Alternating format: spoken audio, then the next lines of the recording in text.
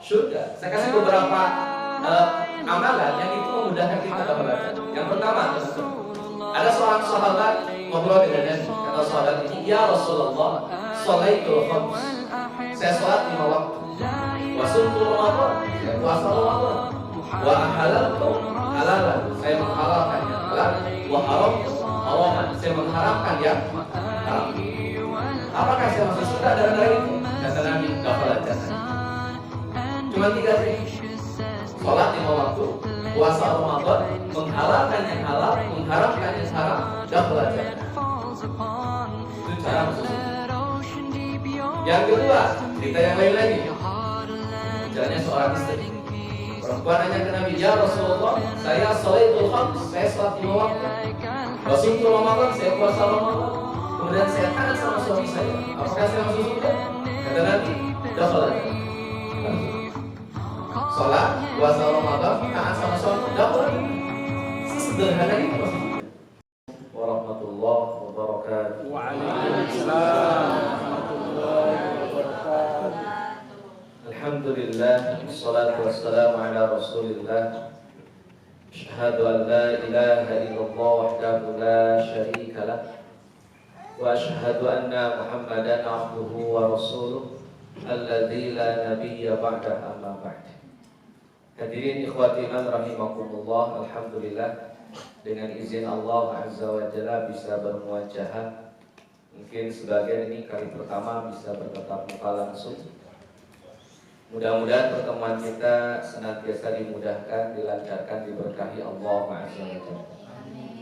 Salawat dan salam semoga dilimpah curahkan kepada Nabiullah Muhammad Sallallahu alaihi wasallam, beserta para keluarga, sahabat dan segenap umat yang senantiasa itba' kepadanya ila akhiril hayah nanti, mudah-mudahan termasuk kita di dalamnya.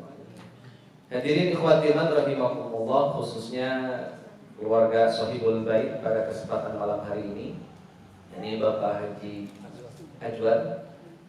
Mudah-mudahan pertemuan di tempat beliau ini, di haflah beliau ini menjadi wasilah keberkahan bagi beliau. Amin. Menjadi wasilah kemakmuran bagi beliau. Amin. Dan mudah-mudahan setiap aktivitas kita senantiasa tidak luput dari keberkahan dari Allah Azza wa Jalla. Hadirin ikhwati man rahimakumullah, kalimat berkah ini menjadi kalimat yang sering diucapkan, terutama kalau orang sudah bicara umur. Makanya dalam bahasa Arab suka ada istilah barakallahu fi umrik. Sering kalimat di Facebook, barakallahu fi umrik, keberkahan bagi kamu dalam umurmu. Yang jadi pertanyaan, berkah itu apa sebetulnya? Jangan sampai kemudian berkah harus diasumsikan dengan kenikmatan, atau berkah itu antitesis dari musibah. Jadi kalau orang kena musibah terus, pemahamannya orang ini gak dapat berkah. Saya ingin dudukan masalah berkah. Bapak Ibu Allah muliakan, berkah itu dalam penjelasannya adalah an-nima wa ziyadah. An-nima wa ziyadah itu tambahan di dalam, tambahan para ulama, az-ziyadah fil khair. Jadi tambahan di dalam kebaikan. Atau para ulama lain menambahkan, berkah itu kontinuitas seseorang di dalam ketaatan, itu barokah. Jadi saya tegaskan kembali, barokah itu komitmen seseorang di dalam ketaatan, itu barokah. Jadi barokah tidak ada hubungannya dengan nikmat, barokah tidak ada hubungannya dengan musibah. Jangan sampai ada pemahaman kalau orang kena musibah terus sama dengan tidak barokah, atau kalau orang dapat nikmat terus sama dengan dia dapat barokah.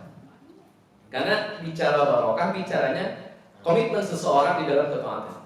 Kalau orang itu taat, baik dia dikasih musibah ataupun dikasih nikmat, selama dia taat, dia tetap dihukumi mendapatkan barokah. Saya kasih ilustrasi teman-teman. Nabi Ayub alaihissalam itu tidak kunjung berhenti ujiannya. Pertama beliau diuji dengan harta habis. Kemudian anak-anaknya tercinta wafat. Kemudian penyakit yang luar biasa mengerikan beliau alami. Sudah penyakitan, harta habis, anak meninggal, tinggal yang sisa istri doang. Itu pun pada akhirnya meninggalkan Nabi Ayub. Apakah kemudian kita hukumi Nabi Ayub itu tidak barokah hidupnya? Padahal musibahnya tidak pernah berhenti. Jadi sekali lagi barokah tidak ada hubungan dengan musibah. Nah itu juga jangan sampai ada orang, misalkan ada orang hilang sendal atau hilang sepatu, terus kita main komen makanya rajin sedekah dong, sendal hilang dong. Nggak ada hubungannya antara sendal hilang dengan rajin sedekah. Jangan sampai asumsinya begitu. Ada orang yang ujiannya bertubi-tubi, terus ngomong ceritanya nasihatin, bahasa sih halus itu. Makanya ya, jangan banyak dosa ente. Orang tapi yang dalam itu. Maksud lo. Seseorang yang kena musibah terus diasumsikan dia jadi banyak dosanya, tidak ada hubungan itu. Sekali lagi nggak ada hubungan. Maka bicara keberkahan, baik dapat nikmat ataupun dapat musibah, selama orang itu komit dengan ketaatan, komit dengan kebaikan, continue di dalam ketaatan dan kebaikan, orang itu sudah dapat barokah. Walaupun musibah tidak berhenti datang, walaupun nikmat tidak kunjung datang, tapi dia tetap komit di dalam ketaatan, dalam kebaikan, dialah yang punya kehidupan barokah. Jadi mindsetnya harus begitu. Supaya nanti nggak sembarangan nuduh orang gitu. Ada orang kena musibah, kayaknya si dia rajinnya kurang surakoh dia. Kayaknya si dia itu kayaknya, akhirnya kan jelek semua ini. Padahal sekali lagi tidak ada hubungannya. Bicara nikmat, bicara ujian, kalau kemudian kita mau bedah Quran itu sudah jelas. Arahan dari Allah Azza wa Jalla bicara nikmat, bicara musibah itu penegasan di surat Al-A'raf ayat 168. Jadi kalau teman-teman ada yang punya Quran Android boleh dibuka. Di surat Al-A'raf ayat 168. Kalau yang buat hafid Quran saya aman sudah kebayang. Akbar ya? Akbar. Nah, hadirin ikhwatiman rahimakumullah, di Al-A'raf ayat 168 Allah Azza wa Jalla telah tegaskan. Kata Allah Azza wa Jalla, "Wa qatta'nahum fil ardi umama." Dan Allah telah membagi manusia menjadi beberapa kelompok. Minhumus salihuna wa minhum duna dzalik. Sebagian dari mereka jadi orang soleh dan sebagian dari mereka lagi tidak jadi orang soleh. Jadi ada yang soleh, ada yang tidak soleh, itu ketetapan Allah itu. Jadi sebagai seorang dai nggak boleh baperan kalau lihat ada orang yang kok nggak soleh-soleh. Jadi biasa saja kan, itu sudah jadi ketetapan Allah. Yang soleh, yang tidak soleh sudah jadi ketetapan Allah. Lanjutan ayatnya, balawnahum bil hasanat. Allah uji mereka dengan kenikmatan. Saya tanya dulu, yang diuji oleh Allah mereka itu siapa? Yang soleh atau yang enggak soleh? Yang Allah uji ini yang soleh atau yang enggak soleh? Ya dua-duanya. Karena mau yang soleh mau yang tidak soleh tetap dua-duanya diuji bil hasanati dengan kenikmatan, wasaiati dengan musibah. Jadi mau dikasih musibah, mau dikasih nikmat, gak ada urusan dengan soleh atau tidak soleh. Karena itu ketetapan Allah. Mau soleh diuji dengan musibah, mau tidak soleh diuji juga dengan musibah. Mau soleh diuji dengan nikmat, mau tidak soleh juga diuji dengan nikmat. Itu dua-duanya ujian dan dua-duanya kena ujian. Jadi jangan sampai ada persepsi bahwa kalau diujinya banyak berarti punya dosa. Nah, itu nggak begitu. Islam tidak mempersulit umatnya. Dan ini harus clear, karena jangan sampai kita punya penghakiman terhadap orang lain dan akhirnya bikin orang mutung gara-gara statement dari kita. Nah, hadirin ikhwati man rahimakumullah, maka bicara ujian itu ketetapan Allah, nggak ada hubungannya dengan soleh dan tidak soleh. Kembali lagi ke berkah. Berkah itu selama orang masih dalam ketaatan, sekalipun musibah tidak kunjung berhenti, sekalipun nikmat tidak kunjung datang, dia tetap hidupnya barokah. Nah, hadirin ikhwati man rahimakumullah, saya kasih beberapa ilustrasi gambaran. Nabiullah Muhammad SAW pernah dalam sejarahnya habis seluruh hartanya. Kalau Nabi Ayub mungkin kejauhan ya, karena Nabi Ayub. Kita ngomongin Nabiullah Muhammad. Nabiullah Muhammad sampai kehilangan harta seluruhnya, habis tidak bersisa. Ketika pemboikotan yang dilakukan oleh orang-orang Quraisy kepada Nabi SAW, 3 tahun Nabiullah Muhammad tidak bisa berdagang, tidak bisa berbisnis. Dan itu berdampak pada habisnya seluruh harta Nabi. Kalau masa pandemi ada penurunan, tapi nggak sampai habis. Berarti belum selevel Nabi. Masih jauh. Jadi kalau ada yang sedih dan sampai pada posisi yang berlebihan, baca silom. Nanti senyum sendiri lah. Nabi itu sampai habis. Betulan habis ini, Masya Allah. Saya kasih gambaran ini. Khadijah itu miskin kaya. Kaya. Khadijah itu wanita yang kaya. 3 tahun hartanya habis. Sampai kata Sayyid Alwi Al-Maliki, seorang habib yang ada di Mekah, beliau menulis kitab sirah namanya Al-Bushra. Saya punya hutang di Pusat Al-Fahmi, belum saya share ini PDF-nya. Ya, nanti saya share. Kata Sayyid Alwi Al-Maliki, sampai Khadijah radhiyallahu anha itu harus punya 83 tambalan di bajunya. 83 tambalan di bajunya, Masya Allah. Sampai kata Sayyid Alwi Al-Maliki, di antara tambalannya itu pakai daun dan ranting pohon untuk menutupi tambalan pakaiannya Khadijah radhiyallahu anha. Wanita kaya raya, habis hartanya, sampai mohon maaf kondisinya sengsara, melarat. Jadi kalau bicara ujian dan musibah, kayaknya kalau lihat Nabi malah jadi malu sendiri. Hadirin ikhwati rahimahullah, yang pertama, belum selesai harta ini, masalah harta ini setelah 3 tahun diuji oleh Allah Azza wa Jalla dalam pemboikotan, sang paman meninggal. Padahal paman beliau ini bernama Abu Thalib itu backingan paling kuat. Jadi setelah wafatnya Abu Thalib, orang-orang Quraisy makin keji, makin kejam memperlakukan Nabi SAW. Itu setelah wafatnya Abu Thalib. Tidak ada lagi backingan, tidak ada lagi orang yang disegani oleh orang-orang Quraisy. Sudah hilang wafat pamannya, Khadijah pun wafat. Pergi ke Thaif diusir, bahkan dilempari pakai batu. Itu keprihatinan Nabi Sallallahu Alaihi Wasallam. Tapi kita nggak mungkin bilang kalau hidup Nabi tidak barokah. Musibah bertubi-tubi kayak tadi, tetap kita akan katakan hidup Nabi penuh dengan barokah. Kenapa? Sekalipun Nabi diuji dengan sedemikian rupa, ketaatan beliau hanya kepada Allah SWT, dan itu tidak tergantikan. Nah, salah satu poin berkahnya di situ. Maka ketika kita ucapkan barakallahu fi umrik, semoga usiamu barokah atau umurmu barokah, berarti itu sama dengan maknanya semoga hidupmu atau semoga umurmu senantiasa komitmen di dalam kebaikan. Bicaranya adalah komitmen terhadap kebaikan. Hadirin ikhwati rahimakumullah, ada literatur yang bicara tentang kebaikan. Bicaranya tentang kebaikan berbanding lurus dengan surga. Karena tidak ada jalan yang bisa menghantarkan kita ke surga kecuali dengan banyaknya kebaikan. Saya kasih gambaran dulu. Masuk surga itu gampang atau susah? Teman-teman, masuk surga itu gampang atau susah? Gampang. Boleh tahu caranya gimana? Hah? Berbuat yang baik-baik. Terima kasih. Satu, ada lagi. Masuk surga. Banyak sedekah.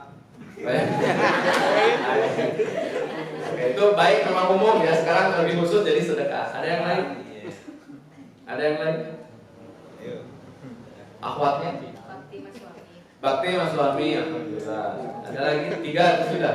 Baik-baik, sedekah, bakti mas suami. Yuk, yang lain. Taat sholat. Apa? Taat sholat. Taat sholat. Terus yang ngerjain sholat. Baik. 4. Ada lagi? Sebutin aja apa kira-kira yang bisa memastikan kita dapat jannah. Ada lagi? Baik teman-teman yang Allah muliakan, bicara surga, saya ingin sampaikan bahwa menggapai surga itu mudah. Saya sepakat dengan apa? Bahwa masuk surga itu adalah perkara yang mudah. Jangan dipersulit. Kalau Ustaz mempersulit masuk surga, repot. Kita kalah saing sama orang-orang Nasrani. Orang Nasrani itu cukup meyakini Yesus sebagai Tuhan, masuk surga sudah bersama Tuhan yang ada di surga. Bapa yang ada di surga itu bahasa. Kalau kemudian kita bicara surga itu susah, kalah sama orang-orang Nasrani. Cukup percaya Yesus sebagai Tuhan sudah masuk surga. Kita sudah sujud, sudah sholat, masih juga nggak masuk surga. Kebanggaan. Berat betul masuk surga. Padahal masuk surga itu perkara yang mudah. Ini saya nggak ngambil otoritas Allah ini, tapi memang begitulah cara Nabi Sallallahu Alaihi Wasallam mengajarkan tentang bagaimana menjemput surga. Saya kasih beberapa amalan yang itu memudahkan kita dapat jannah. Yang pertama, teman-teman, ada seorang sahabat ngobrol dengan Nabi. Kata sahabat ini, ya Rasulullah, sholaitul khams. Saya sholat 5 waktu. Wa sumtu Ramadan. Saya puasa Ramadan. Wa ahalaltu halalan. Saya menghalalkan yang halal. Wa haramtu haraman. Saya mengharamkan yang haram. Apakah saya masuk surga gara-gara itu? Kata Nabi, dakhala jannah. Cuma 3 saja. Sholat 5 waktu, puasa Ramadan, menghalalkan yang halal, mengharamkan yang haram, dakhala jannah. Itu cara masuk surga. Yang kedua, cerita yang lain lagi. Ini bicaranya seorang istri. Perempuan nanya ke Nabi, "Ya Rasulullah, saya sholatul khams, saya sholat 5 waktu. Wa sumtu Ramadan, saya puasa Ramadan. Kemudian saya taat sama suami saya. Apakah saya masuk surga?" Kata Nabi, dakhala jannah. Masuk surga. Sholat, puasa Ramadan, taat sama suami, dakhala jannah. Sesederhana itu masuk surga. Dan jangan dipersulit. Kalau kemudian teman-teman sudah sholat 5 waktu, sudah puasa Ramadan, menghalalkan yang halal, mengharamkan yang haram, khalas, dakhala jannah, kama qala Rasulullah sallallahu alaihi wasallam. Jangan dipersulit. Hidup kita sudah sulit. Jangan dipersulit. Sudah ini susah gitu, susah masuk surga pun susah. Beratnya jadi orang Islam. Allahu Akbar. Hadirin ikhwati rahimakumullah, tidak menafikan banyak sholat sunnah, banyak amalan sunnah tidak dalam rangka menafikan itu.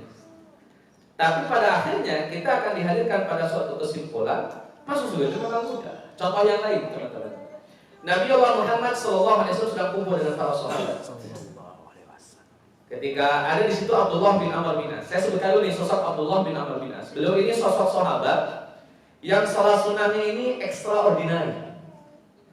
Puasa sunnahnya extraordinary. Itu kalau sudah sebut extraordinary, itu levelnya level high quality. Udah nggak ada sing ada lawan lagi. Sholat sunnahnya, puasa sunnahnya. Abdullah bin Amr bin As ada di forum itu. Nabi hadir juga di situ. Kata Nabi SAW begini, sahabatku, bentar lagi bakal ada laki-laki penghuni surga. Semuanya langsung diam.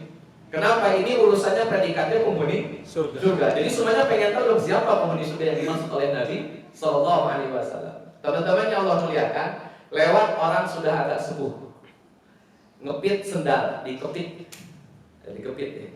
Kemudian wajahnya basah dengan bekas air wudhu, pakaiannya lusuh, wajahnya basah, sendalnya dikepit, jalan. Dan itulah yang dimaksud oleh Nabi laki-laki penghuni surga. Sampai sahabat terutama Allah bin Amr bin As, orang ini dakhala jannah. Pasti sholatnya lebih bagus daripada saya. Pasti puasa sunnahnya lebih bagus daripada saya. Kata Abdullah bin Amr bin As. Kenapa? Karena kata Abdullah bin Amr bin As, saya ini sholat saya sudah luar biasa berat. Puasa sunnah saya sudah sedemikian banyak. Kok malah dia masuk surga? Oh berarti sholat sunnah dia, puasa sunnah dia jauh lebih extraordinary. Itu asumsi yang dimiliki oleh Abdullah bin Amr bin As. Teman-teman yang Allah muliakan, besok harinya Nabi menyampaikan kalimat yang sama, bentar lagi lewat laki-laki penghuni surga. Orang yang sama yang lewat kemarin, lewat lagi 2 kali itu. Besok harinya, hari yang ketiga, kata Nabi, bentar lagi bakal lewat laki-laki penghuni surga. Masih orang yang sama, lewat lagi. 3 kali berturut-turut laki-laki ini dijamin oleh Nabi dakhala jannah. Hat-trick. 3 kali berturut-turut. Hadirin ikhwati man rahimakumullah, Abdullah bin Amr bin As punya kesimpulan, pasti amalannya berat, pasti ibadahnya dahsyat. Abdullah bin Amr bin As memilih untuk menemui beliau dengan sebuah siasat. Singkat cerita, Abdullah bin Amr bin As nginep di rumah orang tua ini. Teman-teman yang Allah muliakan, ini saya kasih gambaran. Sekali lagi, tidak dalam rangka menafikan amalan sunnah atau tidak dalam rangka memalingkan kita dari amalan sunnah. Cuma ingin mendudukan bahwa dakhala jannah itu mudah. Jangan dipersulit. Teman-teman yang Allah muliakan, Abdullah bin Amr bin As datang ke rumah orang tua ini kemudian tinggal 3 hari. Ini syarat bertamu, maksimal memang 3 hari. Kalau lebih dari 3 hari itu biasanya tuan rumah dehnya udah beda.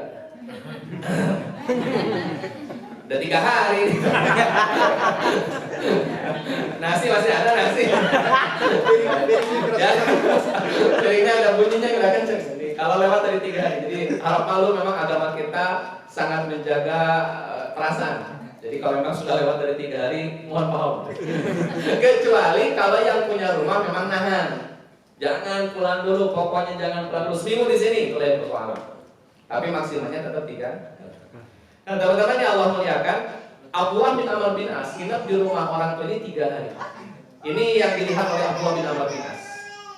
Karena Abdullah bin Amr bin As ini biasa sholat sunnah malam-malamnya, tahajud qiyamul lail dengan rakaat yang panjang, bacaan yang panjang. Dia pikir si tuan rumah bakal sholat sunnah juga.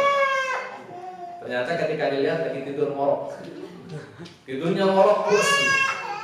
Kata Abdullah bin Amr bin As, wah ini kayaknya salah alamat. Masa saya sholatnya sedemikian hebat, kok yang masuk surga malah yang tidurnya morok? Ini kata Abdullah bin Amr bin As. Teman-teman yang Allah muliakan, kemudian besoknya puasa. Abdullah bin Amr kan besoknya puasa. Yang punya rumah kagak puasa. Makannya banyak, lahap pula, gak ada rumah-rumah puasanya. Dua amalan ini kata Abdullah bin Amr bin As, kok bisa double jannah? Sholat sunnah kalah dibanding saya, puasa sunnah kalah dibanding saya. Dari mana masuk surganya? Jangan-jangan salah alamat ini. Hadirin ikhwati man rahimakumullah, 3 hari sudah berlalu dan memang tidak ada amalan spesial yang dimiliki orang tua ini. Akhirnya Abdullah bin Amr bin As memutuskan untuk pamit. Dia bilang ke orang tua, paman, saya pulang ya. Kenapa kok ini pulangnya sebentar? Pertama gini paman, saya itu datang ke sini pengen tahu paman itu punya amalan apa. Soalnya paman 3 hari berturut-turut paman itu dicari masuk surga oleh Nabi. Ini gak perkara sederhana paman, double jannah kata Nabi. Tapi maaf paman, kok gak ada amalan yang spesial yang saya lihat? Mohon maaf ini, kalah dibanding saya lah. Urusan sholat malam saya lebih unggul, urusan puasa sunnah saya lebih unggul. Kok paman gak ada amalan amalan sunnah kayak sholat dan puasa, tapi kok bisa double jannah? Itu gimana paman? Kata orang tua ini, ya yang kalian begitu lah aneh. Aneh cuma punya amalan begitu doang. Gak mungkin paman, pasti Nabi gak mungkin salah. Kira-kira amalan apa yang paman lakukan yang belum saya tahu? Kata paman ini begini, mungkin kata si paman, si orang tua ini. Begini Ananda, saya itu hati saya tidak pernah sedikit pun dengki dengan kesuksesan orang, sedikit pun tidak pernah. Ada orang sukses, melesat prestasinya, hati saya adem aja. Ada orang punya keuntungan besar, hati saya adem aja. Gak pernah sedikit pun ada dalam hati iri sama orang lain. Lompok. Itu kata orang tua. Kata Abdullah bin Amr bin As, ini amalannya paman. Dan ini perkara bukan sederhana. Tetangga beli kulkas, kitanya panas dingin. Kulkasnya yang bilang. Tetangga bangun rumah, kita bilang paling juga kredit. Soal dikit korupsi kayak ini. Ada aja pikiran jelek. Kata orang tua ini, saya nggak pernah punya pikiran begitu. Ketika orang lain senang, saya ikut senang. Kelas. Bahkan teman-teman yang Allah muliakan, kata orang tua ini, kalau saya mau tidur, sebelum tidur saya bayangkan orang-orang yang bikin salah sama saya. Dan sebelum saya tidur, kesalahan mereka saya sudah maafkan. Kesalahan mereka saya maafkan semua. Gak ada satupun kesalahan orang yang masih nyangkut di hati, tidak ada. Sehingga saya kalau tidur, plong, nggak ada masalah. Saya tanya, tidur plong, nggak ada masalah, nggak ada pikiran, gampang susah. Ini ada gampang dan susah gimana ini? Tolong berjelas. Tidur pulas, nggak kepikiran masalah, nggak pikiran orang lain yang bikin salah, nggak kepikiran ini tuh, pokoknya pulas ngorok. Sampai sekarang ada obat tidur. Kenapa? Karena banyak orang yang susah tidur. Memikirkan orang. Makanya kata Abdullah bin Amr bin As, ini paman, ini amalan gampang-gampang susah ya. Gak semua orang bisa. Masalahnya menata hati itu gak gampang. Orang mungkin bisa sholat dengan khusyuk, orang mungkin puasa dengan baik, tapi ketika berurusan dengan manusia yang lain, berurusan dengan hati, masya Allah. Makanya ini yang membuat beliau adalah jannah. Jadi masuk surga itu banyak variannya. Nah teman-teman mau pilih varian yang mana? Silakan. Serius. Silakan teman-teman pilih varian mana. Ustaz, saya lebih suka sholat sunnah, puasa sunnah, tafadhol, silakan. Ustaz, saya mau sholat wajib saja, puasa wajib saja, zakat, haji saja, sudah, silakan. Ustaz, saya ingin merata hati saya, tapi nggak sholat. Nah itu jangan. Tetap harus sholat, jangan kabur. Persepsinya salah ini. Jadi silakan tata hatinya, tapi tetap sholat 5 waktu jangan tinggal. Maka nanti teman-teman yang Allah muliakan, Bicara sholat, bicara ibadah, bicara apapun itu kembali kepada kecenderungan masing-masing. Jangan bebani dengan sesuatu yang sulit untuk kita kerjakan. Jika teman kita mampu di level itu, doakan dia supaya dia istiqomah. Tapi kalau teman-teman gak mampu, ya cari alternatif yang lain dong. Jangan terlalu ingin disamakan dengan orang lain. Saya punya kisah nih teman-teman. Ada orang tua yang maksa anaknya jadi hafid Quran. Dipaksa betul. Akhirnya anak ini gak mau hafal Quran. Kenapa? Karena tidak tepat. Anaknya punya kecenderungan bukan hafal Quran, tapi belajar yang lain misalnya. Tapi tetap masih dalam ruang kebaikan.